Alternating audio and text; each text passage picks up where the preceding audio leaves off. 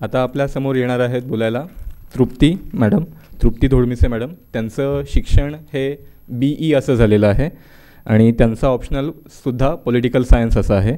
त्यांचा देशामध्ये सांगितलं तसं 16वा रँक आलेला आहे आणि त्यांचा हा 4था प्रयत्न होता. तर आपण त्यांच्याकडून आता मार्गदर्शन घेऊया.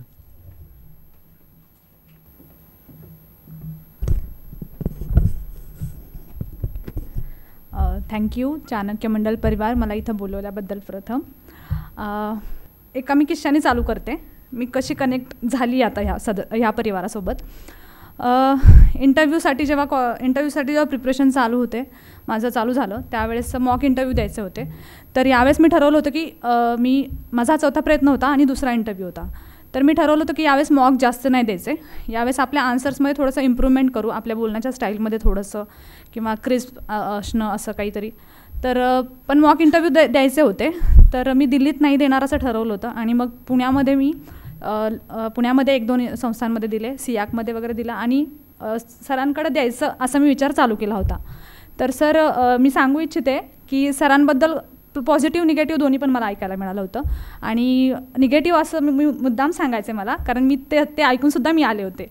तर सरांबद्दल असं ऐकायला मिळालं होतं की सर खूप निगेटिव्ह पॉईंट सांगतात आणि त्यामुळे आपण डिस्करेज होतो. तर मी थोडीशी अति कॉन्फिडंट असावी पहिल्यापासून, की म्हणजे मला असं वाटायचं की ठीक आहे आपल्यात काय निगेटिव्ह बघून तर येऊयात. म्हणजे मे बी खूप वर्षांचा अनुभव कार्यात मी तुम्हाला माहीत झाली असेल आत्तापर्यंत माझी बायोग्राफी. तर खूप वर्ष मी काम करते, त्याच्यामुळे कॉन्फिडन्स लेवल जास्त असते. तर बघूयात आपल्यामध्ये निगेटिव्ह काय आहे, म्हणून मी आले मॉक इंटरव्ह्यूला. आणि 1 ते अर्ध्या तासाचं इंटरॅक्शन होतं फक्त, जे आपलं स्टँडर्ड टाईम असतो इंटरव्ह्यूचा. मी इंटरव्ह्यू दिला आणि मग मी सरांना म्हटलं थोडीशी इमोशनली होऊन की सर माझं मराठी मीडियममधनं माझं स्कूलिंग झालं आहे आणि मला इंग्लिशमध्ये असं बोलायची सवय नाही, तरी पण मी मीडियम इंग्लिश ठेवलं आहे इंटरव्ह्यूला आणि कदाचित त्यामुळं माझ्यावरती परिणाम होईल. तर सर म्हटले हे बघ, तू जे बोलती आहेस ना ते माझ्यापर्यंत पोचते किंवा आमच्यापर्यंत पोचते, ते कनेक्ट झाले, ते महत्त्वाचे. भले तू थोडीशी मोडतोड केली भाषेची तरी चालेल, पण जे महत्त्वाचं काय आहे की तुझं जे एक्सप्रेशन आहे ते पोचत आहेत ना आमच्यापर्यंत. आणि सरांनी मग मला पॉझिटिव्ह सांगायला सुरुवात केली की तू बोलती आहेस, तुझं ॲनालिटिकल स्किल्स दिसते, तुझा कॉन्फिडन्स दिसतो आणि तुझं एक बॅलन्स्ड ओपिनियन दिसते आणि तू इतकी वर्ष काम केले हे तुझ्यातनं दिसून येते, ते एनरिचमेंट दिसून येते. तर तू जा आणि मी तुला सांगतो की तुला पाहिजे ते मिळणार आहे. हे शब्द घेऊन मी बाहेर पडले. आता झालं काय सर, मी दिल्लीत एक द्यावा म्हणून एका इन्स्टिट्यूशनमध्ये गेले मी आणि दिला मी. 15 मार्चला माझा इंटरव्ह्यू होता. 10 मार्चला मी सकाळी फ्लाईटने गेलो आम्ही, दुपारी माझा तो इंटरव्ह्यू होता. चूक अशी प्रवास करून मी इंटरव्ह्यूला जायला नव्हतं पाहिजे. तर त्या मॉक इंटरव्ह्यूला गेले आणि माझी झोप झाली नव्हती, मेंदू थकला होता आणि इंटरव्ह्यू एकदम वर्स्ट जो म्हणतात ना असा अनुभव मला आला. आणि तिथल्या पॅनल मेंबर्सनी सुद्धा मला ग्रिल करायला चालू केलं होतं, जो मला झेपलंच नाही ते ग्रिल होणं. आणि नंतर मग इंटरव्ह्यू संपल्यानंतर त्यांनी मला मोटिवेट करायच्या ऐवजी डिस्करेज केलं की तुम्ही इतकं निगेटिव्हली एक्सप्रेशन नाहीच करायला पाहिजे, तुम्ही हे आवरायला पाहिजे वगैरे वगैरे. ना की त्यांनी माझे पॉझिटिव्ह सांगून मला हे केलं. मग मी आले रूमवरती आणि जवळपास रडायच्या कंडिशनमध्ये होते आणि मग माझे हस्बंडसोबत होते आणि म्हटले तुला मी सांगितलं होतं ते तर नको जायला, आपण तरी गेलो वगैरे. असं झालं आमच्या दोघांचं पण थोडंसं. आणि मग म्हणजे he was with me in whole journey. तर म्हणजे त्याला असं वाटायला लागलं की एवढं केल्याचा फायदा काय, म्हणजे शेवटच्या स्टेजला येऊन रडते आणि 4 दिवसावरती इंटरव्ह्यू आला आहे आणि संध्याकाळपर्यंत म्हणजे भयानक मी स्ट्रेसमध्ये. 10 वाजता माहीत नाही सर कसं काय, पण अचानक तुमचा SMS आला होता. सरांचा SMS असा आला की just believe in your self आणि आय ट्रस्ट यू की तुझं खूप काही म्हणजे तुझा इंटरव्ह्यू तुझं क्लिअर होणार आहे. अशा टाईप मला वर्ड्स ॲक्च्युली नीट आठवत नाही, आय एम सो सॉरी. पण ते की माझ्यावरती आय ट्रस्ट यू असं होतं त्याच्यामध्ये आणि तुझं नक्की होईल, just believe in your self आणि गिव्ह युअर बेस्ट. एवढे हे 3 ओळींचा तो SMS होता आणि तो त्याच दिवशी संध्याकाळी का आला मला माहीत नाही. पण त्यामुळे मी व्यवस्थित शांत झोपले आणि मग म्हटलं आता जर सर आपल्यावरती विश्वास ठेवत आहेत, सरांनी इतके विद्यार्थी बघितलेत आणि फक्त त्या अर्ध्या तासाच्या इंटरॅक्शननंतर सर आपल्यावर एवढा विश्वास दाखवू शकतात, तर म्हणजे बाबा आपण काहीतरी आहे म्हणजे जस्ट स्वतःला मोटिवेट करण्यासाठी. आणि मग मी काय केलं, म्हटलं हा आता 4 दिवसावरती इंटरव्ह्यू आहे, तर 4 दिवस आपल्याला त्या इंटरव्ह्यूचा म्हणजे जो माझा खराब इंटरव्ह्यू झाला होता मग त्याचा परिणाम होऊ न देता सरांनी जे बोललेत हे मोटिवेशन आपल्याबरोबर पाहिजे. तर मी तो जो टेक्स्ट SMS होता त्याचा मी स्नॅपशॉट काढला आणि तो माझा वॉलपेपर होता till the time of interview. की सांगण्याचा मुद्दा माझा हा आहे की सायकॉलॉजी आपली काम करत असते. आपल्याला माहीत असतं आपल्याला कुठली गोष्ट मोटिवेट करू शकते किंवा नाही. आता प्रिपरेशन स्ट्रॅटेजी आहे ते ह्या सर्वांनी सांगितलेलीच आहे आणि ह्यांनी त्यांच्या पद्धतीने त्यांच्या ॲबिलिटीजनुसार ह्या सर्वांनी सांगितलेले आहे. तर प्रत्येकाची स्ट्रॅटेजी यांच्यामध्ये वेगळी आहे. तर वेगळी का? कारण त्यांनी स्वतःच्या ॲबिलिटीज ओळखलेल्या आहेत की आपण कुठे कमी आहोत, कुठे जास्त आहोत, त्यानुसार आपल्याला स्ट्रॅटेजीज डेव्हलप करायच्या आहेत. तर मी थोडंसं वेगळं ह्याच्यासाठी बोलते कारण मी स्वतः जेव्हा आता मागं वळून बघते ना तेव्हा मला पटते की it's a game of psychology. जेव्हा तुम्ही एखादं आणि फक्त UPSCच नाही तर कुठेही जा, तुम्हाला एखादं चांगलं व्हेंचर तुम्हाला पूर्ण करायचं असेल ना तर तुमची सायकॉलॉजी स्ट्रॉंग असणं, स्वतःवरती विश्वास असणं आणि इम्प्रूव्हमेंट करायची धडपड असणं खूप महत्त्वाचं राहतं. तर माझं बॅकग्राऊंड माहिती असेल तुम्हाला की मी 4 वर्ष LNTमध्ये काम केलं आहे आणि LNTत जॉब करताच मी MPSC दिलं होतं. मी थोडीशी सेल्फिश नेचरची आहे त्यामुळं दुसऱ्या वर्ष चालू होतं LNTमध्ये काम करताना. त्यावेळेस माझे हस्बंड म्हटले होते, त्यावेळेस ते देखील प्रिपरेशन करत होते, तर ते म्हटले की तू करू शकतेस. तर मी म्हटलं ठीक आहे. मग तो म्हणे की तुला जॉब सोडायचा असेल तर बघ. मी म्हटलं महिन्याला पगार येतो आहे, जॉब कशाला सोडायचा. म्हणून म्हटलं ठीक आहे, मला जसं पॅरलली होईल तसं मी करेन. आणि 2 अटेम्प्टनंतर माझं MPSC क्लिअर झालं विथ जॉब आणि त्या जॉबमध्ये तर मी एक देखील सुट्टी घेतली नव्हती. आणि कारण MPSC ऑब्जेक्टिव्ह असते तर त्याला रायटिंग स्किल्ससाठी सेपरेट टाईम द्यायची गरज नव्हती. मी सुट्ट्या UPSCसाठी वापरल्यात नक्कीच, हे मी ऑनेस्टली सांगते. तर MPSCची स्ट्रॅटेजी MPSC ऑब्जेक्टिव्ह असल्यामुळं सोपं गेलं. पण मग मला वाटलं की अरे आपण जॉब करता MPSC राज्यसेवा क्लिअर करून क्लास 1ची पोस्ट घेतो आहे, तर मग आपण UPSC का करू नये. कारण MPSCचा काही अभ्यास आणि UPSCचा काही अभ्यास जवळपास सारखा आहे. आणि MPSCनी जे 2011-12पासून बराचसा अभ्यास त्यांचा UPSCच्या सारखा करून ठेवला, GSचा वगैरे. तर म्हणजे एक बेसिक अभ्यास तिथं झाला होता. मग 2014ला शासनाने CPTP म्हणून एक प्रोग्राम आहे, कंबाईंड प्रोबेशनरी, तुम्हाला माहीत असेल. तर आमची पहिली बॅच होती आणि आमच्यावरती बरेच प्रयोग झाले की आत्तापासून म्हणजे लबासनाचं जे ट्रेनिंग आहे ते त्यांना रिप्लिकेट करायचं होतं शासनाला. तर मग आमच्यावरती बरेच प्रयोग झाल्यामुळे तोपर्यंत असं ते विरून गेलं होतं की आपण UPSC करायचं आहे. पण ज्यावेळेस मग मी फील्डवरती आम्हाला अटॅचमेंट्स होत्या त्यावेळेस असं वाटायला लागलं अरे आपण करूयात. मग त्या अटॅचमेंटमध्ये बरेचसे ऑफिसर्स आम्हाला बघायला मिळाले आणि मग म्हटलं तर करूयात, आपल्याला वाटतंय तर ठीक आहे करूयात. मग 2015ला मला द्यायचा होता प्रिलिम्स. तर 15च्या प्रिलिम्सला मी नीट अभ्यास केला नाही. फक्त एक प्रिलिम्सच्या 6-7 बुकची लिस्ट आहे, जी हिस्ट्रीचं स्पेक्ट्रम म्हणा, लक्ष्मीकांत म्हणा किंवा अशा एक 5-6 बुक्स वाचले आणि मी प्रिलिम्स दिली. आता नुसतं बुक्स वाचून प्रिलिम्स क्लिअर होत नाही हे मी 100% सांगू शकते, कारण मी ती प्रिलिम्स 2-3 मार्क्सनी मी क्वालिफाय नाही करू शकले. ठीक आहे, मग फर्स्ट अटेम्प्ट होता आणि मी ब्लँकली बसायलाच नव्हतं पाहिजे, ॲक्च्युली मी द्यायला नव्हता हवा तो अटेम्प्ट. पण आता माझ्या चुकांमधून तुम्ही शिका की ब्लँकली आपल्याला प्रिलिम्स नाही द्यायची. मी त्यावेळेस टेस्ट सोडवायलाच पाहिजे होता. आणि टेस्ट सिरीज सोडवणं खूप महत्त्वाचं आहे, कारण ही परीक्षा आहे, तिला परीक्षेसारखंच ट्रीट करायला पाहिजे. 10वी-12वीला आपण परीक्षा देतो त्यावेळेस आपले शिक्षक आपल्या मागं लागून टेस्ट सोडून घेतात. तर ही देखील परीक्षा आहे, तर इथेसुद्धा तुम्ही टेस्ट सोडवणे, इव्हॅल्युएशन करणे खूप महत्त्वाचं आहे. मग सेकंड अटेम्प्टला मी प्रिलिम्स मागचे पेपर्स घेतले, पेपर्सचं ॲनालिसिस, सिलेबस काय आहे, बुक्स आपले तेवढेच ठेवायचे आहेत, जास्त नाही वाढवायचा पसारा, आणि त्या हिशोबाने मी प्रिलिम्स दिली. प्रिलिम्सच्या टेस्ट सोडवल्या, घरी बसूनच मी सगळं काम केलेलं आहे. आणि मग मी प्रिलिम्स क्लिअर झाले. मेन्सला मी मेन्स अशी दिली मी. पण आता मी परत सायकॉलॉजीवर येते. ज्यावेळेस मला प्रिलिम्स क्लिअर झाले ना, मला खूप आनंद झाला होता, कारण मला वाटलंच नव्हतं माझी प्रिलिम्स क्लिअर होऊ शकते. क्लिअर झाल्यानंतर मी म्हटलं ठीक आहे, यावेळेस मेन्स देऊयात, इंटरव्ह्यूचा कॉल येतो की नाही बघूयात. मी म्हणजे असं माइंडला मी सांगितलं की इंटरव्ह्यूचा कॉल येतो की नाही बघूयात. आणि मेन्स दिली, इंटरव्ह्यूचा कॉल आला. काही चुका झाल्या असतील, ऑप्शनलला कमी पडले, इंटरव्ह्यूला कमी पडले. ऑब्व्हियसली मी लिस्टमध्ये नव्हते, 4 मार्कांनी माझी लिस्ट केली. म्हणजे आपल्याला जे फर्स्ट स्ट्राईक झालेलं असतं की नाही तेच होतं. मला स्ट्राईक झालं होतं की आपल्याला इंटरव्ह्यूला जाऊन यायचं, तेवढंच झालं. म्हणजे म्हणून मी सांगते की it's a game of psychology. तुम्ही तुमच्या ब्रेनला, तुमच्या माइंडला कसे आदेश देताय त्याच्यानुसार तुम्ही स्वतः काम करायला लागता आणि त्याच्यानुसार मग ते होतं. मग ते नंतर मी रडारडी झाली. परत मग प्रिलिम्सला बसले. परत एकदा सायकॉलॉजी सांगते. 31 मेला काहीतरी, 30 का 31 मेला समथिंग रिझल्ट लागला होता. 3 जूनला काहीतरी मार्कशीट पण आली. रिझल्ट लागला, PDF मध्ये नाव नव्हतं, ठीक आहे, वाईट वाटलं. 3 जूनला काहीतरी मार्कशीट आली. मार्कशीटमध्ये असं दिसलं की आपण 4 मार्कांनी बाहेर पडलो आहे. ते आणखी वाईट वाटलं. म्हटलं जरा मार्जिन तरी हवं होतं, म्हणजे काही वाटलं तरी नसतं. ते 4 मार्कांनी बाहेर पडणे लिस्टच्या. ठीक आहे, मग तरी पण मला हे फेल्युअर खूप वाईट म्हणजे हे झालं होतं. कारण मी काही म्हणजे माझ्या जेवढ्या लिव्ज होत्या त्यातल्या काही लिव्ज मी वापरल्या होत्या. आणि म्हणजे ऑफिसमध्ये पण मी थोड्याशा शिव्या खाल्ल्या होत्या की मेन्सला 1-2 महिने सुट्टीवर होते. मी सगळ्या आधीच्या साचलेल्या लिव्ह सगळ्या वापरल्या होत्या. आणि नाही तेवढं मी रायटिंग प्रॅक्टिस केली होती GSची. ऑप्शनलची मी केली नव्हती, ही माझी ती चूक होती. पण जरी GSची मी खूप केली होती. आणि असं हपापल्यासारखं मला टाईम मिळेल तसं मी वापरत होते. मग मला वाटलं एवढे कष्ट घेतले आणि ते वाया गेले फक्त 4 मार्क्सनी. आणि मला त्याचं वाईट वाटत होतं. कधीपर्यंत? मी 3री प्रिलिम्स देईपर्यंत. म्हणजे त्या 3 जूनपासून 18 जूनला प्रिलिम्स होती, 18 जून 2017ला. तोपर्यंत मी जरी रिव्हिजन करत असले प्रिलिम्सची की मला प्रिलिम्स द्यायची बाबा, थर्ड प्रिलिम्स मला द्यायची आहे, पण माझ्या डोक्यात हेच चालू, आपण मागं काय चुकलो आहे. ती वेळ नव्हती ॲनालिसिस करायची. वेळ काय होती? प्रिलिम्सचा अभ्यास करायची. प्रिलिम्समध्ये आपल्याला क्वालिफाय व्हायचं आहे आणि आपण प्रिलिम्स क्लिअर करायची असं माझं डोक्यात असायला हवं होतं.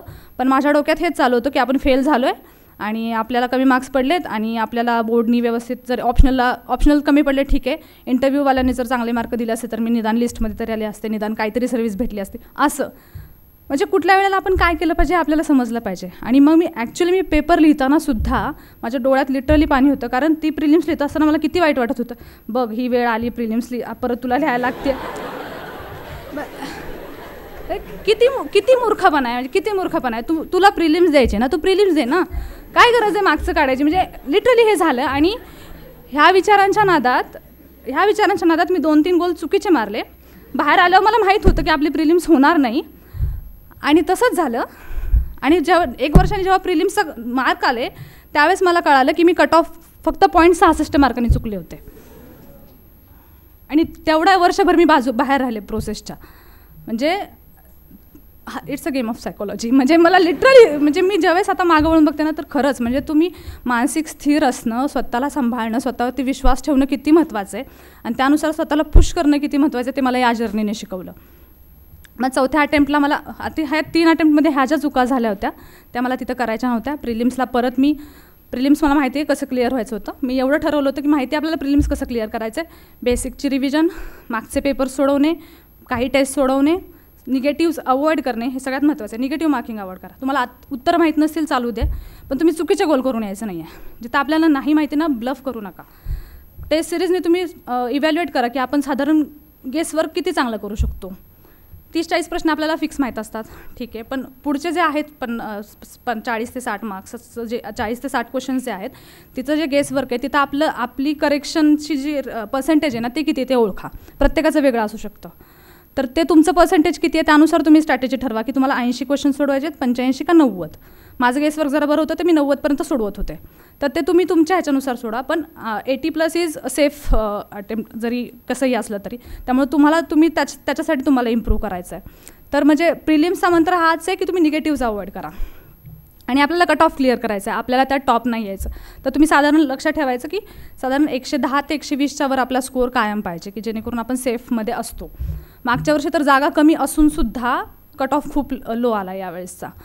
आणि मागच्या वर्षी UPSCने एक चांगला गेम केला की 2018ची जी आमची प्रिलिम्स झाली त्यावेळेस क्वेश्चनचं स्वरूप फारच वेगळं होतं. म्हणजे तुम्ही बघितलं तर एक लक्षात येईल की त्या प्रिलिम्सचे जे क्वेश्चन्स आहेत ना ते बऱ्यापैकी ॲनालिटिकल टाईपचे होते. म्हणजे ते तुम्हाला विचार करायला लावायचे. म्हणजे मला आठवते तो प्रिलिम्स मी दिली, मी 100% यावेळेस मी चूक सुधारली, मी 100% प्रिलिम्सचा पेपर लिहित होते, पूर्ण त्याच्यात शिरले होते मी. फक्त मला एक आठवते छान की मी चर्निंग चालू होतं माझ्या डोक्यात. ज्यावेळेस मी क्वेश्चन वाचला, ऑप्शन वाचले तर डायरेक्ट विचार चालू झाले होते. कारण क्वेश्चनची डिमांडच अशी होती की तुम्हाला डायरेक्ट उत्तर सापडायचंच नाही. ते एकदम असं मग आपलं कुठलं तरी नॉलेज बेस वापरायचा, कुठला तरी रेफरन्स वाचायचा, मग प्रत्येक ऑप्शन जे आहे त्याच्याबरोबर कनेक्ट करायचं का मग हे ऑप्शन असू शकतो का नाही खाली, म्हणजे असं. म्हणजे ते पूर्ण पेपर जो 2 तासाचा होता ते पूर्णपणे चर्निंग चालू होतं.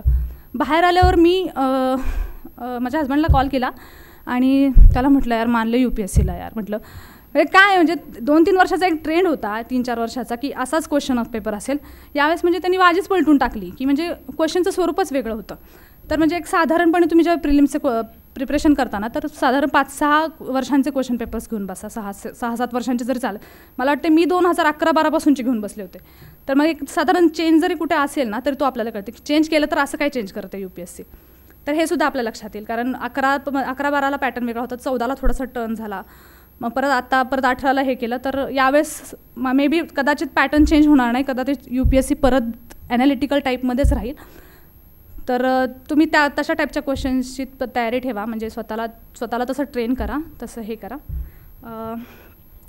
नंतर मेन्ससाठी बाहेर आल्यावर हे पण मला माहीत झालं होतं की क्लिअर तर होणार आहे बाबा, कारण टेस्ट मला असं वाटलं मी सुट्टी प्रिलिम्सच्या परीक्षेला घेतली नसते तरी पण चाललं असतं, म्हणजे इतपत मला वाटलं. मी जे 20-22 दिवस सुट्टी घेतली होती प्रिलिम्सला, मला वाटलं उगाच सुट्टी घेतली, तसं पण डोकं लावायला लागलं. म्हटलं म्हणजे असं फॅक्ट्स पण नाहीत, काहीच नाहीत, तर ठीक आहे. पण मी बाहेर आले, मला माहीत होतं प्रिलिम्स तर क्लिअर होतं आहे. आता मेन्स, आता झालं असं होतं या अटेम्प्टला, मी जून 17ला प्रिलिम्स फेल झाली होती, मला माहीत होतं मी नाही होणार. त्याच्यानंतर मी जानेवारी 18पर्यंत मला माहीत नव्हतं की मी चौथा अटेम्प्ट देणार आहे की नाही. कारण असं होतं की मी पूर्ण हे होऊन गेले होते, म्हणजे डिस्करेज होऊन गेले होते की काय, म्हणजे सेकंड अटेम्प्टला इंटरव्ह्यू जाऊन फेल झाले, थर्ड अटेम्प्टला प्रिलिम्स डिस्क्वालिफाय झाले, आणि मग मी खूप स्वतःवरती थोडासा विश्वास कमी होऊन जातो ना, असं होतं. तर ठीक आहे, नाही करायचं, आणि सारखं अभ्यासाच्या फेजमध्ये राहिल्यामुळे थोडंसं थकल्यासारखं वाटलं होतं.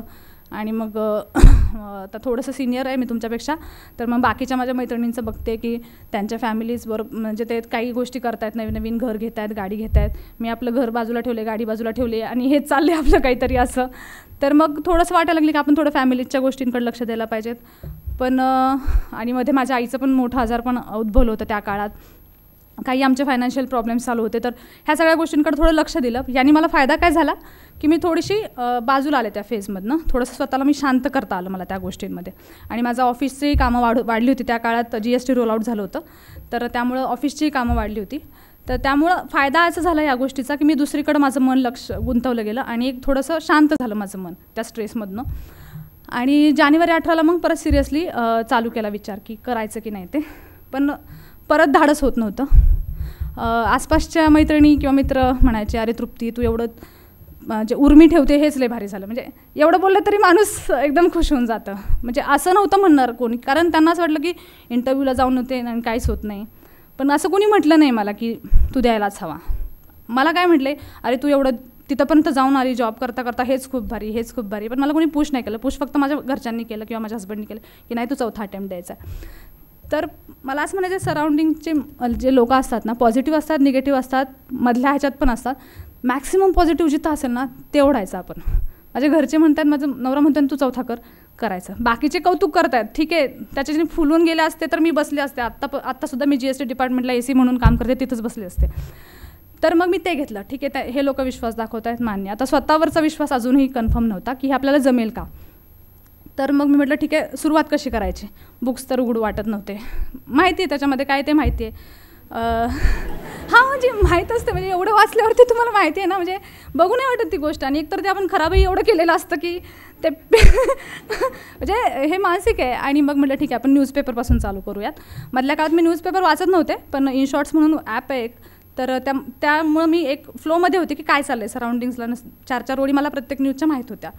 तर मग मी न्यूजपेपर्सकडे परत वळाले. मी न्यूजपेपर्स परत चालू केले, हिंदू, इंडियन एक्सप्रेस, आणि यावेळेस मी इकॉनॉमिक टाइम्स पण वाढवला. म्हटलं चला न्यूजपेपर्स वाढवूयात. आणि एडिटोरियल जर वाचायला आपल्याला मजा वाटत असेल, जर आपल्याला खूप छान वाटते न्यूजपेपर वाचताना, तर आपल्याला म्हणजे मग ते माझा एक म्हणतो ना आपण टेस्ट, एखादी गोष्ट आपण टेस्ट करण्यासाठी क्रायटेरिया असतो ना, तसा तो माझा क्रायटेरिया होता की आपल्याला जर न्यूजपेपरमध्ये इंटरेस्ट आला तर आपल्याला ही प्रिपरेशनला मजा येईल. हां, मग तसंच झालं. एक 15 दिवसात मला वाटतं की अरे आपण आता आपल्याला एन्जॉय होतो आहे, चला आपण ह्याच्यात शिरूयात. मग मी आमचं मार्च एंडिंग असतं, तर मार्च एंडिंग पर्यंत मी काय सुट्ट्या घेतल्या नाहीत. मी त्यावेळेस अभ्यास चालू केला की न्यूजपेपरमध्ये मी आले. आणि एप्रिल मिडपासून मी एकदम सिरियसली चालू केलं. एप्रिलपासून मी व्यवस्थित चालू केलं. 3 जूनला आमची प्रिलिम्स होती, त्याच्या 22 दिवस आधी मी सुट्टी घेतली होती. आणि परत सगळं रिव्हिजनसाठी प्रिलिम्सच्या मी एक 10-12 टेस्ट सोडवल्या होत्या, घरी बसूनच मी सगळं केलेलं आहे. टेस्ट सोडवणे हे ट्रिक तर माहितीच आहे, परत एकदा फक्त मानसिक तयारी झाली होती की बेसिक बुक्सची रिव्हिजन, टेस्ट सोडवणे, स्वतःचा स्कोअर्स वारंवार इम्प्रूव्ह करत राहणे. तर त्यामुळे प्रिलिम्सला जाईपर्यंत कॉन्फिडन्स होता की आपलं प्रिलिम्स क्लिअर होणार आहे. आणि प्रिलिम्स देऊन आले, माहीत होतं प्रिलिम्स क्लिअर झाले. आता मेन्ससाठी महत्त्वाचं काय आहे, ॲक्च्युली मेन्सला रायटिंग स्किल महत्त्वाचं आहे, सगळ्यांना माहिती आहे. प्रॉब्लेम हा होतो आपलं प्रिपरेशनच चालू, म्हणजे आपण रायटिंग करतच नाही. हे खोटं नाही आहे, पण मी GSचं एकसुद्धा बुक मेन्सच्या काळात वाचलं नाही, की त्याची रिव्हिजन नाही केलेली. पण मी न्यूजपेपर वाचत होते. आता ही स्ट्रॅटेजी वेगळी प्रत्येकाची, कारण मला ज्याच्यात इंटरेस्ट वाटते आणि ज्याच्यातून मला व्हॅल्यू ॲडिशन होते मी ते वाचत होते. काही जणांचं वेगळं असेल, ते डिपेंड, पर्सनल कॉल माझा हा आहे की मी न्यूजपेपर वाचत होते. आणि GSचं मी एक पण पुस्तक वाचलं नाही त्या काळात. एसेला पुस्तक वाचायची गरज नाही पडत. फक्त माझा ऑप्शनल वीक होता, तर मी ऑप्शनलचे रिसोर्सेस वाढवले आणि मी ऑप्शनलवरती काम करायला चालू केलं, कारण माझ्याकडे वेळही कमी होता. आणि जस्ट हार्डली 1.5-2 महिने मी सुट्टी घेतली होती मेन्सच्या आधी. पण त्यामधल्या सुट्टीपर्यंतच्या काळात आणि प्रीपासूनच्या काळात मी ऑफिस करूनच माझी प्रिपरेशन मेन्सची चालू झाली होती, की सकाळी पेपर वाचणे आणि संध्याकाळी आधीचे विषयांचं दररोज 1 तास लिहिणे. म्हणजे त्यावेळेस सुरुवात माझी झाली होती की दररोज 1-2 तास लिहायचं, दररोज 1 तास लिहायचं, की जेणेकरून सुट्टी ज्यावेळेस मी घेईन त्यावेळेस मला टेस्ट सोडवायला मला जमेल. आता लिखाणाचं काय होतं, परत माझ्या पुढं प्रॉब्लेम हा होता की माझं स्कूलिंग मराठी आणि लिखाण इंग्लिशमधूनच मला करायचं होतं. तर आपल्याला हाताला एक स्वतःला पुश करायला लागतं, आपण दमतो लिहून, तर हाताला ती सवय लागायला पाहिजे. आणि हात फास्ट कधी चालतील, ज्यावेळेस ब्रेन फास्ट चालेल. तर लिखाणाची प्रॅक्टिस ही नुसती हाताची प्रॅक्टिस नाही आहे, ॲक्च्युली ती ब्रेन आणि हात हे दोन्हीचं कॉर्डिनेशनची प्रॅक्टिस आहे, म्हणजे माझं असं म्हणणं आहे. तर म्हणजे ब्रेननी पटकन आदेश दिला आणि हाताने लगेच फॉलो केले पाहिजेत. तर मग ती प्रॅक्टिस आहे ॲक्च्युली, ती नुसतं लिहायचं आहे असं नाही आहे ते. मग ब्रेन पण क्वालिटेटिव्हली तुमचा चालला पाहिजे. मग त्यामुळे मी ह्या काळामध्ये पूर्ण आन्सर्स माझे इम्प्रूव्ह करणे आणि रायटिंग करणे, तर दररोज प्रॅक्टिस करत होते. शेवटच्या 1.5 महिन्यात मी दररोज 1 टेस्ट लिहित होते. म्हणजे ते फारच एक्झॅजरेशन असल्यासारखं आहे, पण मी दररोज 1 टेस्ट लिहित होते. म्हणजे जवळपास 40 टेस्ट लिहिल्या GS overall, optional plus GS plus essay. तर कारण ती गरज होती, कारण मी तिथं कमी पडले असते. आणि जर तुम्ही एवढी प्रॅक्टिस करत असाल तर तुमच्या ब्रेनला आहे ना ते खूप इझी होऊन जातं. ज्यावेळेस तुम्ही ॲक्च्युअल एक्झाममध्ये जाता त्यावेळेस म्हणजे ते चॅलेंज काहीच वाटत नाही, असं वाटतं ते दररोजचंच टास्क आहे. ते इझी होऊन गेलं, ते एक पीस ऑफ केक होतं. म्हणजे आणि सगळ्यात महत्त्वाचं काय माहिती आहे का ह्या जर्नीमध्ये, की तुम्हाला प्रत्येक गोष्ट एन्जॉय करता आली पाहिजे. म्हणजे मी ऑफिसचं काम करते तर मी ते खूप एन्जॉय करते. मी वाचते इकॉनॉमिक्स तर मला मजा येते, मी लिहिते तर मला मजा येते. म्हणजे ज्यावेळेस शेवटी असं डेव्हलप झालं होतं की मी अशी उत्सुकतेने वाट बघायची दुसऱ्या दिवसाची की आपल्याला हा पेपर लिहायचा आहे. किंवा मेन्सला मी एकदम असं म्हणतो ना आपण, आपल्या घरी कुणीतरी आपल्या आवडीचं येणार असतं ना, त्याचा आपल्याला किती आनंद होतो की आपली आजी येणार आहे, आपले मामा येणार आहे. तर तसं ते मेन्सच्या ह्याच्या बाबतीत झालं होतं की आपली एक्झाम येणार आहे, आपल्याला द्यायची आहे. म्हणजे इतका छान माइंडसेट घेऊन त्याच्यासमोर गेलं ना की ते आपल्याला इझी होऊन जातं. आणि खूप छान पद्धतीने मी मेन्स लिहिली. ऑप्शनलला आम्ही खूप लकी होतो की आम्हाला 5 दिवस सुट्टी मिळाली, त्यामुळे मी मायक्रोनोट्सच्या भानगडीत पडले नव्हते, कारण 5 दिवस रिव्हिजन करायला खूप इनफ होते. आणि देऊन आल्यावरती मला माहीत होतं की कॉल तर येणारच आहे, माहिती आहे आपल्याला, कारण नॅक सापडली होती की सगळं लिहून यायचं आहे. क्वालिटेटिव्ह इम्प्रूव्हमेंट यावेळेस केली होती. आणि मग इंटरव्ह्यूसाठी जास्त प्रिपरेशन केलं नाही, फक्त माझा एरिया खूप डायव्हर्स होता. तर फक्त स्वतःला शांत ठेवणे, त्या काळामध्ये एकदम कूल काम कंपोस्ट असं जाणं, एक ॲज अ ऑफिसर म्हणून ॲटिट्यूड ठेवणं, जे मला सोपं होतं कारण मी ऑलरेडी ऑफिसर आहे. तर अशा काही गोष्टी माझ्या खूप उपयोगाला आल्या. आणि माझ्या बाबतीत बरेच जण, सध्या मी बऱ्याच ठिकाणी सांगते की बरेच जण मला हे कौतुक करतायत की तू जॉब पण करते, तू घराच्या जबाबदाऱ्या पण सांभाळते आणि तू हे पण करते. तर मी हेच सांगते की मी पॉझिटिव्हली बघितले ह्या गोष्टींकडं, कारण माझं सगळं सेटल झालं होतं. म्हणजे मला सॅलरी आहे, माझं लग्नही झालेलं आहे. म्हणजे तुम्हा लोकांसारखं तुमच्यावर जे टेन्शन आहे की तुम्हाला फायनान्शियल डिपेंड राहावं लागते किंवा घरून मॅरेजचं प्रेशर येते, असं मला काही नव्हतं. म्हणजे मला नुसता अभ्यासच करायचा होता, जेवढा वेळ मिळाला आहे तेवढ्यामध्ये. तर त्या गोष्टी तुम्ही किती पॉझिटिव्हली बघताय ना त्याच्यावरती आहे ते सांगेन. ॲक्च्युली सर तेच आहे. म्हणजे मलाही असंच वाटतं हे खरंच सायकोलॉजीचं गेम आहे. म्हणजे मी पूर्वी मला असं ज्यावेळेस कोणी फिलॉसॉफिकल मारलं ना मला फार राग यायचा, म्हणजे काय नाही फिलॉसॉफी होते. पण ज्यावेळेस मी खरंच म्हणजे आय मीन इट, ज्यावेळेस मी मागे वळून बघते ना त्यावेळेस मला खरं कळतं की अरे हो, हा it's a game of psychology. मी त्यावेळेस त्या गोष्टींचे डिसिजन घेतले, त्यावेळेस त्या गोष्टींना तसं फेस केलं, त्याच्यामुळे ही गोष्ट सहज साध्य होऊ शकली असं मला वाटतं.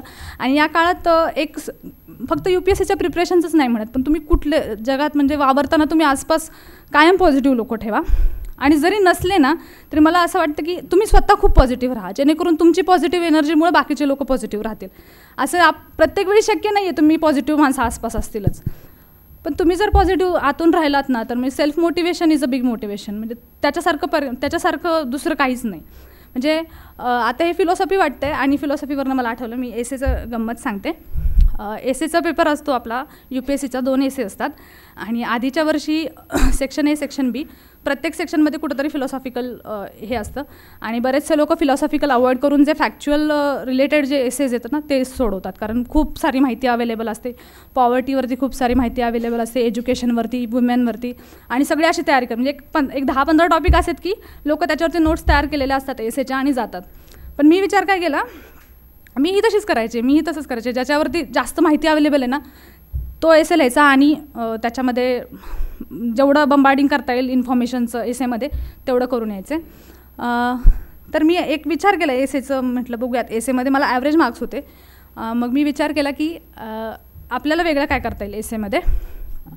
तर एसे माझा सिम्पल असायचा. मी मराठी मीडियममध्ये असल्यामुळे मी जास्त फ्लॉवरी लिहित नव्हते, सिम्पल लिहित होते. तो माझा स्ट्रॉंग पॉईंट झाला होता.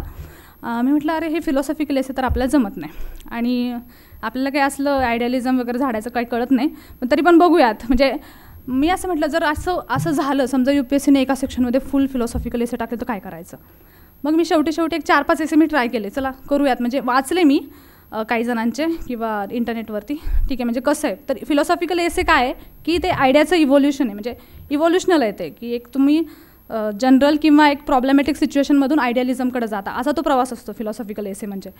तर मग मी म्हटलं सर ट्राय करूयात आपल्याला काय होतं. मग 1-2 एसेज मी चेक करून घेतल्यानंतर मला खूप चांगले फीडबॅक्स आले की तुमची इव्होल्युशन ऑफ आयडिया खूप मस्त आहे, तू जर असं लिहिलं तर तुला खूप छान मार्क्स पडतील. मग मी खूप कॉन्फिडंट झालं, चला म्हटलं आपल्याला पण फिलॉसॉफी झाडता येते.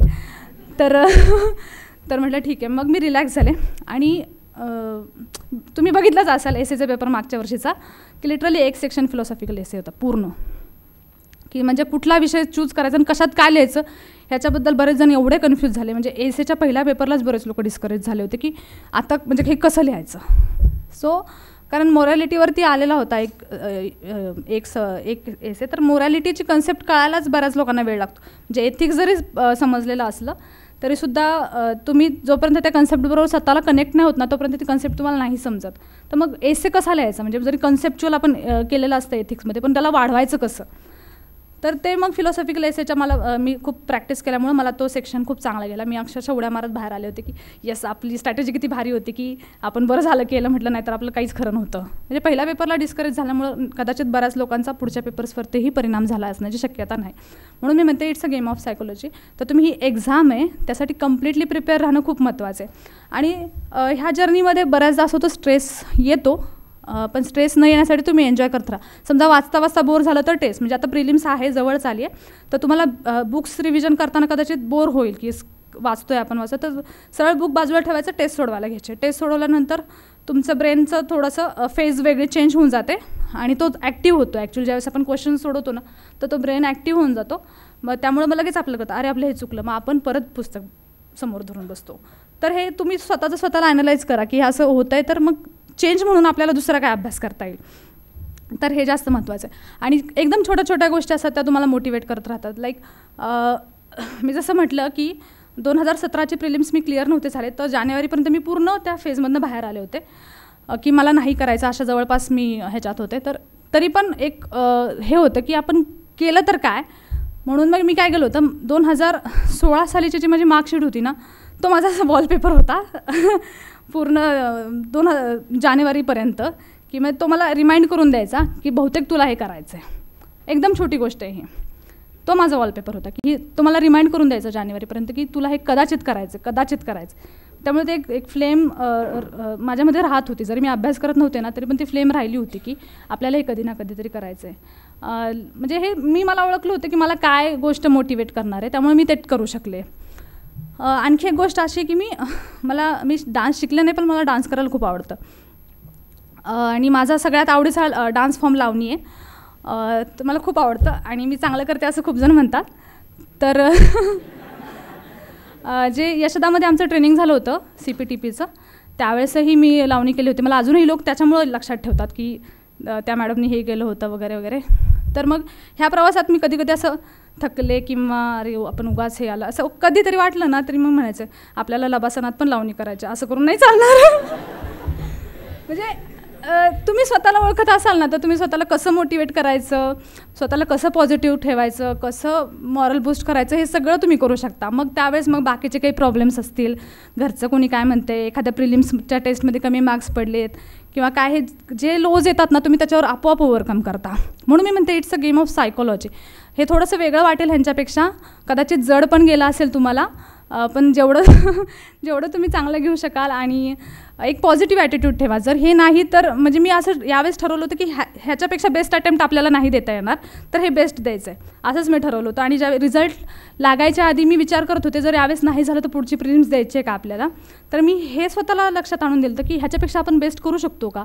तर माझं मन सारखं मला म्हणायचं, नाही तू बेस्ट दिलेस, तू बिलकुल विचार करू नकोस. म्हणजे मला असं सारखं मी ह्याच्यापेक्षा बेस्ट काय करू शकणार आहे, कारण मला माहिती माझी इम्प्रूव्हमेंट लेवल आणि माझी सॅच्युरेशन लेवल कुठंपर्यंत. तर मला माहीत होतं रिझल्टच्या दिवसापर्यंत की मी ह्याच्यापेक्षा बेस्ट नाही करू शकणार. आणि ज्यावेळेस तो रिझल्ट आला त्यावेळेस ते खरंच प्रूव्ह झालं होतं की याच्यापेक्षा बेस्ट आणखी काय करू शकणार होते मी. तर हे आपल्याला माहीत असतं, म्हणून मी स्वतःला ओळखायची एक प्रोसेस होती. आणि जर नसतंच झालं तरी पण मी स्वतःला एक इन द केस जर मी असं ठरवलं तर 5% प्रॉबॅबिलिटी असं धर की ठीक आहे नाही झालं तर वाईट तर काही नाहीच आहे. आपली खूप छान फॅमिली, खूप हॅपी आहे मी फॅमिली लाईफमध्ये. दर महिन्याचा पगार आपल्याला येतो आहे, खूप छान. त्याच्यानंतर जॉब सॅटिस्फॅक्शन आहे. मी क्लास 1 ऑफिसर म्हणून महाराष्ट्र शासनात मी कार्यरत आहे. एक आयडेंटिटी आहे समाजामध्ये, एक स्टेटस आहे. तर हे पण काही वाईट नाही आहे. मग हे स्वतःला एक सॅटिस्फाय ठेवणं, स्वतःला एक शांत ठेवण्याचे एक हे मार्ग होते माझ्यासाठी. मग तुम्ही प्रत्येक ज्या सिच्युएशनमध्ये आहात त्या सिच्युएशनमध्ये स्वतःला शांत ठेवायचं आहे, खुश ठेवायचं आहे, तुमच्या आसपासच्या लोकांना तुम्हाला खुश ठेवायचं आहे. इवन रिझल्ट लागल्यानंतर मला कळतच नव्हतं, म्हणजे ठीक आहे रँक 60 आहे, IAS मिळतं आहे, हे मला पाहिजे होतं आहे. आणि मी IASकडं एक लाईफ गोल म्हणून कधीच बघितलं नाही, एक करिअर अपॉर्च्युनिटी बघितलं. लाईफ गोल माझं कायम हे की मला आयुष्यात स्वतःला आणि आसपासच्या लोकांना खुश ठेवायचं, हे माझं लाईफ गोल आहे. तर ती एक करिअर अपॉर्च्युनिटी म्हणून मी त्याच्याकडे बघितलं आहे. तर मलाही असं वाटतं की तुम्ही जर स्वतःला खूप हॅपी ठेवत असाल ना, तर मग तुम्ही काही म्हणजे मला खूप मला हसायला खूप आवडतं, हसवायला खूप आवडतं. आणि असं त्याच्यामुळे जी पॉझिटिव्ह एनर्जी जी क्रिएट होते ना, त्याच्यामुळे खूप गोष्टी पॉसिबल होतात. माझ्या हाताखालचे सबऑर्डिनेट्सना खूप आवडतं माझ्या हाताखाली काम करायला. इवन बाकीच्या लोकांच्याकडचे सबऑर्डिनेट्स मला कधी कधी येऊन म्हणतात की मॅडम आम्हाला तुमच्याकडे घ्या. तर म्हणजे हे एक आहे. आणि ह्या गोष्टींचा मला खरंच खूप फायदा झाला. मला माहिती की सबऑर्डिनेट्सना काय पाहिजे, काम त्यांच्याकडनं कसं करून घ्यायचं असतं, त्यांच्यात एक पॉझिटिव्ह वाईब्स कशा क्रिएट करायच्या, हे एक माहीत झालेलं असतं. गोष्टी बघितल्यात मी भरपूर. मला काही फायदे ह्या गोष्टींचे झाले की तुमच्या जे मला एज मिळवून दिला, की मला एवढ्या वर्षांचा अनुभव आहे, मी खूप वर्ष झाले विवाहित आहे, प्रोफेशनल लाईफ जगते.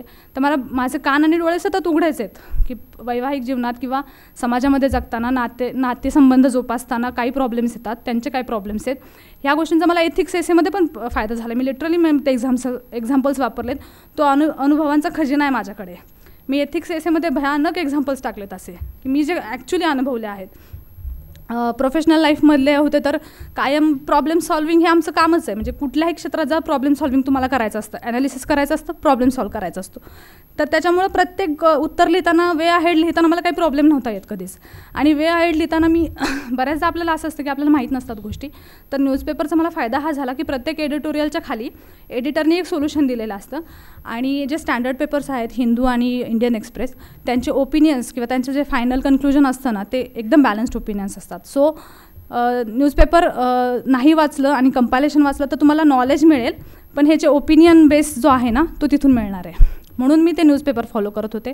आणि इकॉनॉमिक टाइम्स वाचायचा माझा हेतू असा होता की इकॉनॉमिक टाइम्सचे जे एडिटोरियल आहेत ना, ते पॉलिटिकल काही कंट्रोवर्सीज असू दे किंवा सोशल कंट्रोवर्सीज असू दे, त्याचं ॲनालिसिस ते इकॉनॉमिक व्ह्यू पॉईंटनी पण केलेलं असतं त्यांनी. तर तो एक एक्स्ट्रा पॉईंट मला मिळायचा तिथं की ते एखाद्या गोष्टीकडे इकॉनॉमिकली कसं बघतायत आणि मग ते मल्टीडायमेन्शनल आन्सर लिहायला कसं एनरिच होऊन जातं ना, तर ते मिळायचं. म्हणून मी इकॉनॉमिक टाइम्सचं बाकीचं काही नव्हतं मला कळत त्यातलं, पण ते मी एडिटोरियल मात्र आवर्जून वाचायचे. सो ही माझी अशी जर्नी आहे. सो जर तुम्हाला ह्याच्यातून काही खूप बेनिफिट झाला तर मला माझ्यासारखं आनंदी दुसरं कोणी नाही आहे. आणि मी सरांची खूप खूप आभारी आहे सर, की एकदम म्हणजे बोक्याच्या क्षणी तुम्ही माझ्या मदतीला आला आहात इनडायरेक्टली. आणि थँक्यू सो मच.